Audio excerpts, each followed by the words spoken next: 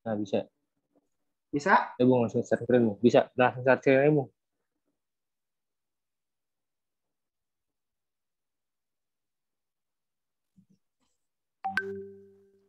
Oke, kita mulai ya, teman-teman. Ya, selamat malam, teman-teman dan rekan-rekan pemuda sekalian. Selamat datang nih di ibadah pemuda remaja pada malam hari ini. Selamat bergabung kepada rekan-rekan pemuda kita yang baru. Ada Esther, ada Amara, ada William, ada Dio, Aldo, siapa lagi nih? Apa sih, Abraham nggak join ya? Nah, selamat datang ya adik-adik semua, teman-teman semua. Kita ibadahnya sekarang tiap malam minggu jam 7:30. Kita akan masuk ke dalam ibadah. Mari kita angkat satu pujian, datanglah ke baitnya.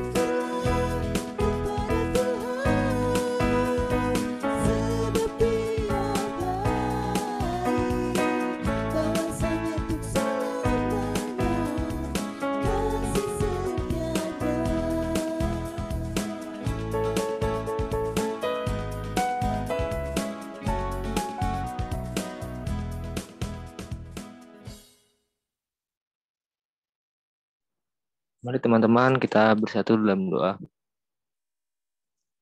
Bapak yang baik, Bapak yang bertata di kerajaan kami yang mulia, Bapak, terima kasih Engkau Tuhan telah mengumpulkan teman-teman pemuda remaja kami ya Tuhan di dalam Zoom meeting ini ya Tuhan, bersama dengan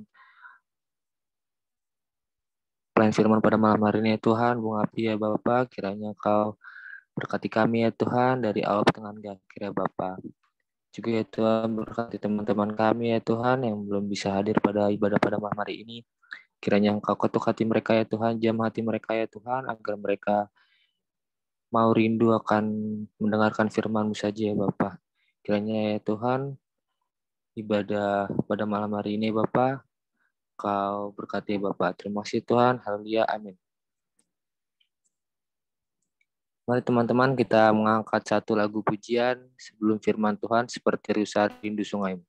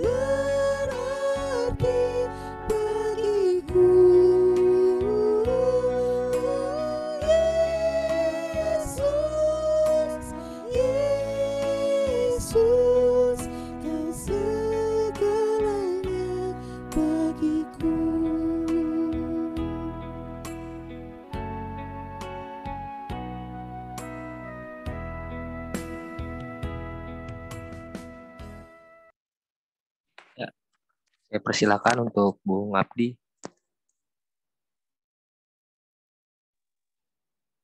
Ya, ini suaranya jelas ya? Jelas, Halo, Bung. Jelas. Ya. Oke. Saudara-saudara, sebelum kita baca dan merenungkan firman Tuhan, mari kita bersatu dalam doa.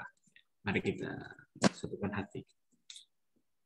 Ya Allah Bapa, syukur kami bersyukur atas kesempatan yang boleh Engkau berikan kepada kami. Pada malam hari ini kamu mau membaca dan juga merenungkan isi firman-Mu. Berkatilah kami juga memohon kepada Roh Kudus, hadirlah bersama kami, pimpinlah langkah kami dan juga arah pemikiran kami agar kami bisa mempelajari dan juga menghidupi firman-Mu yang kudus. Kiranya Engkau saja yang boleh hadir dan juga menyertai kami selalu. Terima kasih, hanya di dalam nama Allah Bapa, Putra, dan Roh Kudus kami telah berdoa dan mengucap syukur. Amin. Ya, teman-teman, firman mari kita buka. Firmannya diambil dari Kisah Para Rasul pasal yang ke-9, ayat yang pertama sampai dengan yang ke-18. Kisah Para Rasul pasal yang ke-9 ayat pertama sampai dengan yang ke-18. Ya. Udah dapat semuanya ya? Ya. Lembaga Alkitab Indonesia memberikan judul Saulus bertobat. Sementara itu berkobar-kobar hati Saulus untuk mengancam dan membunuh murid-murid Tuhan. Ia menghadap imam besar dan meminta surat kuasa daripadanya untuk dibawa kepada majelis-majelis Yahudi di Damsyik, supaya jika ia menemukan laki-laki atau perempuan yang mengikuti jalan Tuhan, ia menangkap mereka dan membawa mereka ke Yerusalem. Dalam perjalanannya ke Damsyik, ketika ia sudah dekat kota itu, tiba-tiba cahaya memancar dari langit mengelilingi dia. Ia rebah ke tanah dan kedengaranlah olehnya suatu suara yang berkata kepadanya, "Saulus, Saulus, mengapakah engkau menganiaya aku?" Jawab Saulus, "Siapakah engkau, Tuhan?" Katanya, "Akulah Yesus yang kau aniaya itu. Tetapi bangunlah dan pergilah ke dalam kota. Di sana akan dikatakan kepadamu apa yang harus kau perbuat." Maka termangu-mangulah teman-temannya seperjalanan, karena mereka memang mendengar suara itu, tetapi tidak melihat seorang juga pun. Saulus bangun dan berdiri, lalu membuka matanya, tetapi ia tidak dapat melihat apa-apa. Mereka harus menuntun dia masuk ke Damsyik. 3 hari lamanya ia tidak dapat melihat, dan 3 hari lamanya ia tidak makan dan minum. Di Damsyik ada seorang murid Tuhan bernama Ananias. Firman Tuhan kepadanya dalam suatu penglihatan, "Ananias," jawabnya. "Ini aku, Tuhan." Firman Tuhan, "Mari, pergilah ke jalan yang bernama Jalan Lurus, dan carilah di rumah Yudas seorang dari Tarsus yang bernama Saulus. Ia sekarang berdoa, dan dalam suatu penglihatan ia melihat bahwa seorang yang bernama Ananias masuk ke dalam dan menumpangkan tangannya ke atasnya, supaya ia dapat melihat lagi." Jawab Ananias, "Tuhan, dari banyak orang yang telah kudengar tentang orang itu, betapa banyaknya kejahatan yang dilakukannya terhadap orang-orang kudus-Mu di Yerusalem. Dan ia datang kemari dengan kuasa penuh dari imam-imam kepala untuk menangkap semua orang yang memanggil nama-Mu. Tetapi firman Tuhan kepadanya, pergilah, sebab orang ini adalah alat pilihan bagiku untuk memberitakan namaku kepada bangsa-bangsa lain, serta raja-raja dan orang-orang Israel. Aku sendiri akan menunjukkan kepadanya betapa banyak penderitaan yang harus ia tanggung oleh karena namaku. Lalu pergilah Ananias ke situ dan masuk ke rumah itu. Ia menumpangkan tangannya ke atas Saulus, katanya, "Saulus, saudaraku, Tuhan Yesus yang telah menampakkan diri kepadamu di jalan yang engkau lalui telah menyuruh aku kepadamu supaya engkau dapat melihat lagi dan penuh dengan Roh Kudus." Dan seketika itu jugalah seolah-olah selaput gugur dari matanya, sehingga ia dapat melihat lagi. Ia bangun lalu dibaptis. Ya, demikian pembacaan firman Tuhan. Berbagai orang yang membaca dan merenungkan serta melakukan firman Tuhan dalam kehidupannya sehari-hari. Ya. Ini kalau misalnya ada putus-putus, bilang aja nggak apa-apa ya. Oke. Soal teks yang sudah kita baca tadi itu ceritanya tentang bagaimana Ananias yang menjadi sesosok pemulih ya. Oh ya, ini temanya belum ada ya. Kemarin aku ngusulin temanya itu menjadi pemulih bagi sesama. Nah, kita bisa melihat bagaimana memulihkan itu adalah artinya itu mengupayakan dari sesuatu yang mengupayakan sesuatu menjadi seperti semula, atau misalnya bisa merubah sesuatu menjadi lebih baik, ya, memulihkan. Namanya kalau misalnya orang sakit kayak COVID ataupun apapun juga perlu namanya dipulihkan gitu ya. Kalau belum sembuh, tetap pemulihan itu harus tetap berjalan, diberi obat, diberi perawatan dan juga lain-lainnya. Pemulihan itu nggak cuma melulu soal sakit, bisa juga tentang misalnya hubungan yang rusak, ya. Nah, lagi sama pacar gitu, berantem gitu ya. Wah, kamu kok begini-gini, kamu gitu, udah apa? Udah perang dunia ke berapa lah entah kan.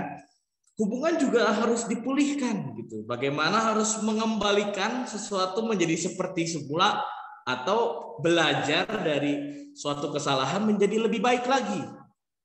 Nah, ngomongin soal Rasul Saulus, ngerti ya?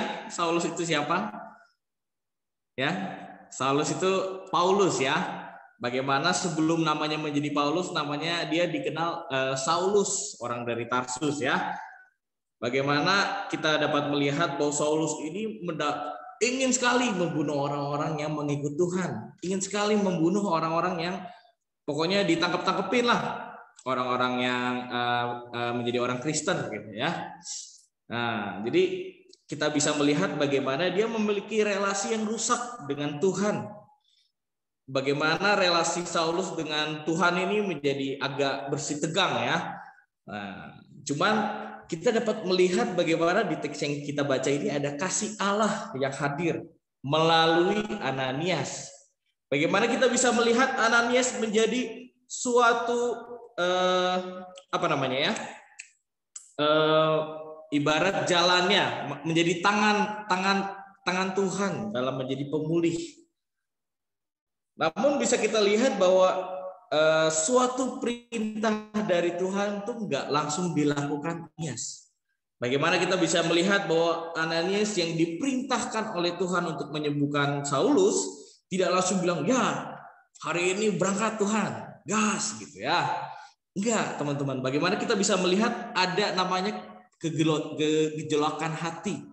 Ada namanya mungkin bisa kita bilang galau ya, galau ya. Kalau galau mungkin kalian ngerti ya, bagaimana galau dia, aduh si Saulus yang disuruh sembuhin, emang Tuhan nggak tahu emang Saulus tuh udah ngapain aja gitu ya, emang Tuhan nggak tahu si Saulus ini udah berbuat dosa apa gitu ya, kenapa sih harus dia gitu kan. Apa rekan-rekan seperjuanganku di Yerusalem tuh udah hilang-hilang itu, udah ditangkap-tangkapin sama si Saulus, kok harus si Saulus gitu. Ananias itu tahu panggilannya dari Tuhan. Ananias itu tahu bahwa dia dikasih gambaran nih, bahwa dia harus menyembuhkan seorang bernama Saulus. Namun ada rasa berat hati untuk bertemu dengan Saulus. Sehingga kita bisa melihat bagaimana menjadi sesosok pemulih itu nggak gampang, teman-teman. Menjadi sesosok penyembuh segala konflik tidak gampang, teman-teman. Pasti ada namanya kegejolakan hati. Mungkin kita pernah dari cerita tentang Ananias ini kita bisa melihat bagaimana harus ada pemulihan dari diri sendiri dulu. Dengan begitu dia baru bisa memulihkan orang lain. Mungkin teman-teman yang ini anak pemuda ada yang anak psikologi ya. Mungkin kalau ada mungkin bisa ngerti bagaimana kalau orang psikologi ya ngedengerin orang cerita kan banyak keluh kesahnya gitu ya. Bagaimana orang kalau misalnya mau mendengarkan, kalau orang psikologi dan kalau saya orang teologi belajar di pastoral ya, bagaimana kalau kita mau mendengarkan orang yang berkeluh kesah itu, kalau bisa hati dan pikiran yang menjadi sesosok konselor apa namanya, pokoknya orang yang mendengarkan ya, aku lupa konselor atau konseli, konselor itu harus ibarat itu harus tenang hatinya. Harus nggak boleh ada konflik di dalam hatinya. Soalnya kalau misalnya sesosok konselornya itu atau yang orang psikolog yang mendengarkan gitu ya punya masalah dan juga punya banyak pikiran, itu bisa terganggu jadinya. Nah, itu salah satu contoh menarik bagaimana si Ananias sebelum memulihkan orang lain, dia harus memulihkan dulu dirinya sendiri. Dia harus menerima dulu bahwa ketika aku nanti mau ketemu Saulus, aku harus membersihkan pikiran dari segala benci dan juga segala keluh kesah dan juga kebencian terhadap Saulus.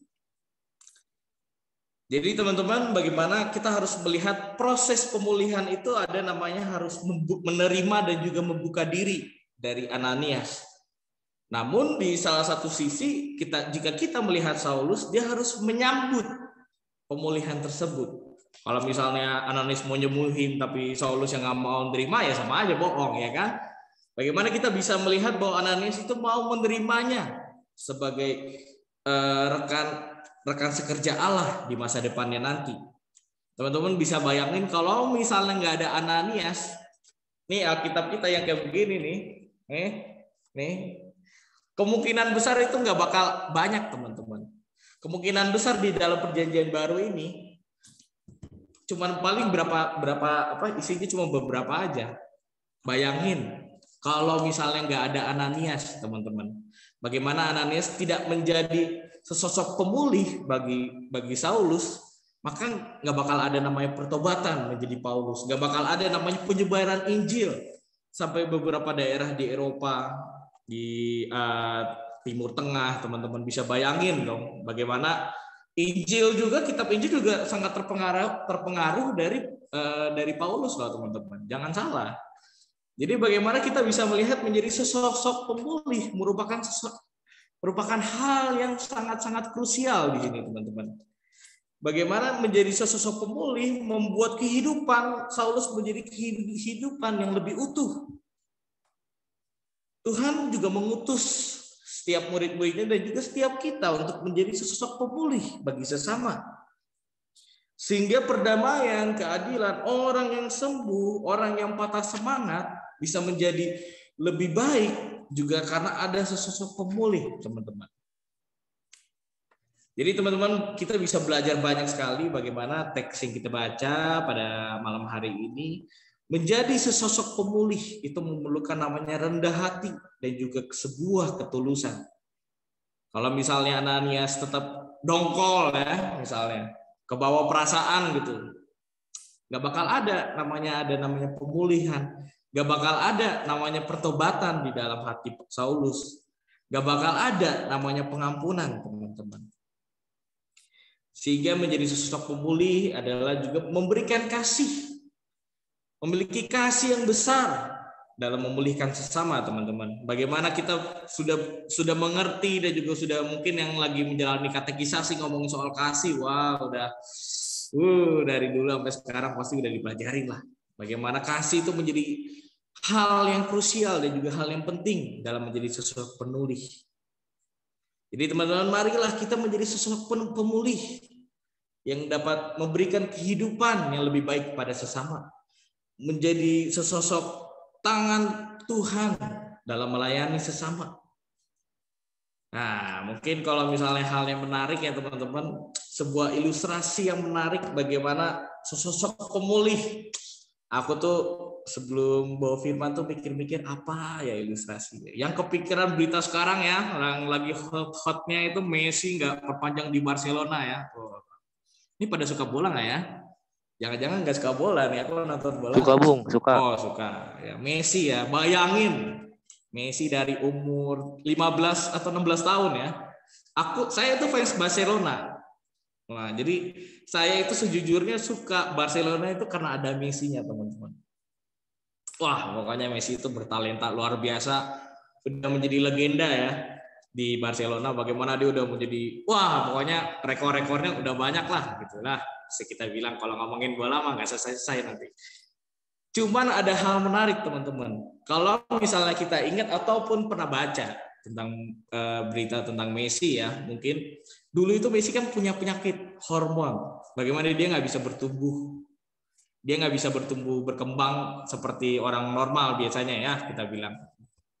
Cuman Barcelona itu memberikan Messi kontrak dan juga memberikan pengobatan. Di tengah itu Messi kan dulu pengen the News Old Boys itu ya.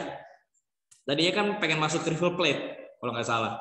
Cuma River Plate menolak. Apa nih orang-orang kecil, badannya kecil, nanti kesenggol dikit jatuh gitu. Nah, mungkin mikirnya begitu. Cuman Barcelona nggak melihat itunya. Bagaimana Barcelona melihat ada talenta gitu. Sehingga kita bisa melihat sebetulnya Barcelona ini menjadi pemulih bagi Messi. Seandainya waktu itu Barcelona nggak ngambil Messi ataupun bisa dibilang bahwa Barcelona tidak memulihkan atau misalnya tidak memberi kesempatan pada Messi, mungkin Messi itu cuma hanya pemain sepak bola yang seputaran di Argentina aja gitu. Mungkin ya. Bagaimana salah satu ilustrasi ini menarik banget bagaimana Messi itu bisa ada sekarang juga karena ada Barcelona. Nah, demikian juga dengan firman kita, teman-teman. Bagaimana Saulus itu menjadi salah satu tokoh penting di Alkitab dan juga di iman kita, iman Kristen, teman-teman. Bagaimana perjanjian baru ini 90% ya, astaga. Isinya tuh surat Efesus, surat Korintus, surat dan lain-lainnya itu tulisannya Paulus, teman-teman. Kalau misalnya nggak ada Ananias, nggak ada namanya iman kita dengan Tuhan Yesus itu tidak diperkaya seperti yang kita dapatkan sekarang ya, teman-teman. Jadilah marilah teman-teman, mungkin di sekitar teman-teman atau di lingkungan teman-teman memiliki orang yang membutuhkan pemulihan. Kita nggak tahu jika kita menjadi pemulih bagi teman-teman kita yang membutuhkan, bisa aja dia menjadi orang yang baik, orang yang besar, ataupun orang yang bisa menjadi sukses karena kita menolong sesama. Jadi teman-teman, marilah kita menjadi pemulih bagi sesama sehingga kasih karunia dari Tuhan juga dapat diwujudkan dan dinyatakan di dalam dunia. Kiranya Tuhan menolong kita semua. Amin.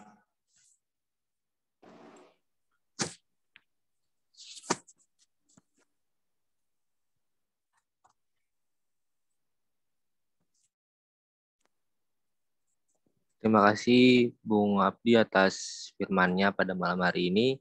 Selanjutnya kita akan merespon firman Tuhan dengan mengangkat satu pujian. Engkaulah kekuatanku. Engkaulah kekuatanku.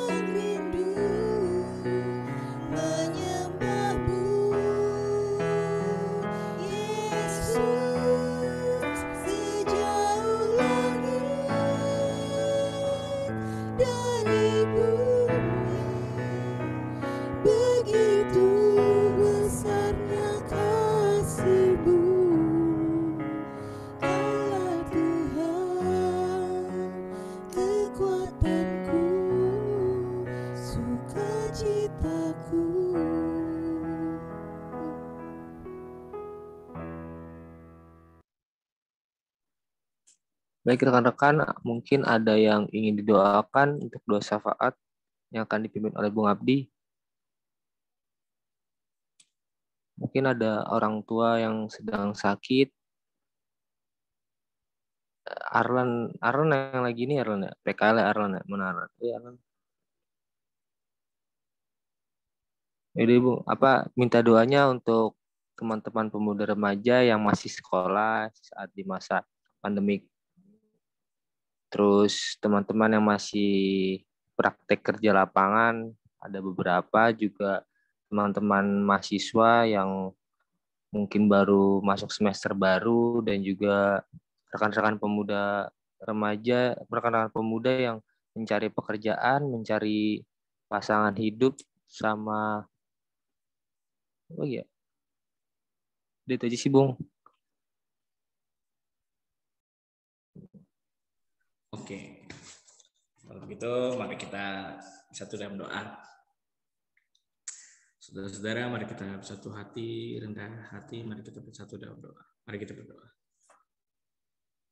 Ya Allah Bapa, sungguh sangat kami mengucapkan syukur atas berkat dan juga penyertaan-Mu pada saat ibadah ini, Tuhan. Ya Allah Bapa, kami mau menaikkan syafaat bagi-Mu ya Tuhan, berkatilah setiap hati kami dan juga setiap pribadi kami yang hadir di dalam ibadah pemuda di GKP Fata Cakung ini ya Tuhan, berkatilah setiap kami agar selalu diberkati oleh-Mu dan juga selalu dilimpahi rahmat dan juga kebijaksanaan dari-Mu ya Tuhan. Ya Allah Bapa, kami mau berdoa terkhususnya bagi setiap pergumulan kami dan juga setiap permasalahan kami. Kami yakin dan percaya padamu saja Tuhan sebagai Allah sang sumber kehidupan. Kami mau berserah kepada tangan-Mu Tuhan. Kiranya Engkau sendiri yang hadir dan juga Engkau sendiri yang boleh mau berproses bersama kami di tengah pergumulan kami. Ya Bapa, berkatilah setiap kami di dalam studi kami. Kiranya walaupun di dalam masa pandemi ini Tuhan, Engkau terus juga memberkati kami dan juga terus membimbing kami untuk semakin semangat dalam belajar ya Tuhan, walaupun di tingkat SMA ataupun di kuliah Tuhan, namun kami yakin dan percaya bahwa tangan-Mu saja yang boleh hadir bersama kami ya Tuhan, sehingga kami juga nantinya akan mendapatkan hasil yang terbaik dari proses belajar dan mengajar kami ya Tuhan. Ya Bapa, kami juga mau berdoa bagi setiap orang yang sedang praktek kerja ya Tuhan, di dalam setiap kesulitan dan juga kebaikan yang ia dapati ya Tuhan, berkatilah supaya hal itu dapat menjadi proses pembelajaran pendewasaan bagi dirinya ya Tuhan. Kami yakin dan percaya bahwa Tuhan sendiri yang hadir dan juga menuntun setiap langkah kami ke depannya ya Tuhan. Ya Bapa, berkatilah juga dari setiap rekan-rekan pemuda yang mungkin juga sedang mencari pasangan hidup. Kami yakin dan percaya bahwa Tuhanlah juga yang sudah menentukan dan juga yang akan mengarahkan kami kepada setiap pasangan hidup kami. Kiranya Tuhan juga yang menuntun dalam setiap pilihan kami, Tuhan juga yang menuntun dalam setiap proses pencarian kami, agar kami juga tidak berputus asa, namun menjadi suatu semangat dan juga sebagai suatu kekuatan dalam kami terus mencari dan juga mendapatkan pasangan hidup. Ya Bapa, kami juga mau berdoa bagi gereja kami di tengah masa pandemi ini. Berkatilah agar setiap jemaatnya juga dilindungi oleh-Mu ya Tuhan dari virus yang menular. Berkatilah juga setiap perekonomian dan juga setiap masalah-masalah yang terjadi di gereja Tuhan. Kami yakin dan percaya bahwa Tuhan sendirilah yang berproses bersama kami dan juga yang akan mengatasi segala permasalahan kami ya Tuhan. Ya Bapa, kami juga mendoakan bagi setiap rekan-rekan pemuda yang mungkin juga sedang mengalami sakit penyakit. Berkatilah juga setiap tenaga kesehatan dan juga setiap keluarga yang mungkin menemani dia di dalam masa-masa sakitnya. Karena kami yakin dan percaya bahwa Tuhanlah yang akan menyembuhkan, Tuhan juga yang akan memberikan mukjizat penyembuhan bagi rekan-rekan pemuda yang sakit. Ya Allah Bapa, berkatilah juga bangsa dan negara kami di tengah masa pandemi dan juga di tengah problematika politik ya Tuhan. Berkatilah agar setiap pemimpin dan juga setiap jajarannya Tuhan diberi hati yang takut akan dirimu ya Tuhan. Berkatilah setiap keputusannya juga melihat sisi keadilan dan juga melihat sisi dari kebijaksanaan yang boleh diambil untuk kesejahteraan rakyat Tuhan. Karena kami yakin dan percaya bahwa Engkau lah Tuhan yang sudah memilih mereka untuk menjadi pemimpin. Berkatilah setiap hati mereka agar terus menjadi pemimpin yang melihat kebutuhan rakyatnya. Ya Allah Bapa, kami juga mau doakan bagi kondisi pandemi COVID ya Tuhan. Berkatilah setiap tenaga kesehatan dan juga setiap orang yang terlibat dalam menanggulangi virus ini Tuhan. Kami yakin dan percaya bahwa virus ini merupakan suatu tanda kebesaran-Mu dan juga merupakan suatu tanda bahwa kami juga perlu bergumul terhadap-Mu ya Tuhan. Kami memohon agar virus ini juga dapat berlalu sehingga kami juga dapat menjalani kegiatan kami dengan kembali seperti normal ya Tuhan.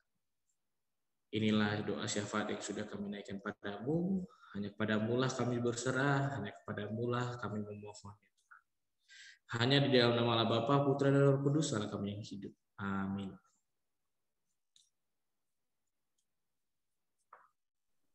Terima kasih atas doanya Bung Abdi. Kita akan tutup ibadah pada malam hari ini dengan nyanyian penutup yang itu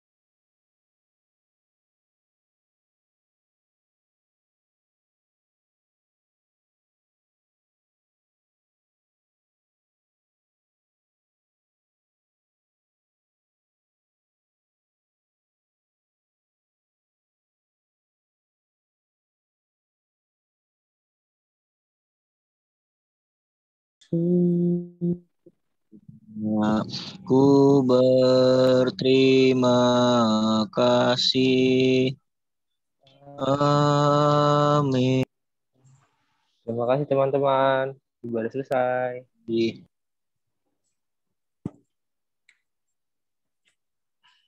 Ayo boleh diaktifkan kameranya nih yang belum aktif. Ya, kita foto dulu. Kita foto-foto dulu.